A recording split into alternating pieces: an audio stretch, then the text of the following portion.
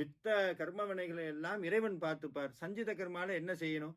வந்தத அப்படியே அக்செப்ட் பண்ணிக்கிறது. அதை எப்படி அக்செப்ட் பண்ணிக்கிறதுனா, சுவாமி மேல அசைக்க முடியாத நம்பிக்கை இருந்தா போதும், பக்தி இருந்தா போதும், அது ரொம்ப இயல்பா நடக்கும். அந்த இயல்பா நடக்கக்கூடிய விஷயத்த அப்படி நடக்க நடக்க என்ன ஆகும்னா, நம்ம கிட்ட வர கர்ம வினை எல்லாம் ஒரு கட்டத்துக்கு மேல சலிச்சு நின்னு போயிருமாம். இதுக்கு மேல இவன ஒண்ணும் பண்ண முடியாது, கிளம்பிருவோம் அப்படின்னு.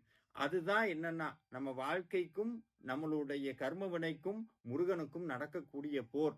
அந்த போர் அருணகிரிநாதர் அவ்வளவு அழகா சித்தரிக்கிறார். என்னன்னா, சினத்த அவுணர். சினத்த அவுணர்ன்னு சொன்னா கோபமுடைய அசுரர்கள்னு அர்த்தம்.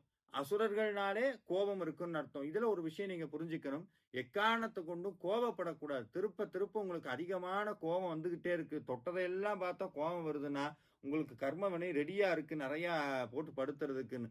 கோபப்படுறத குறைக்கணும். அப்ப அந்த கோபம்ங்கிற குணமே நம்ம கிட்ட இருக்கக்கூடாது. அதுக்கு சொல்றார்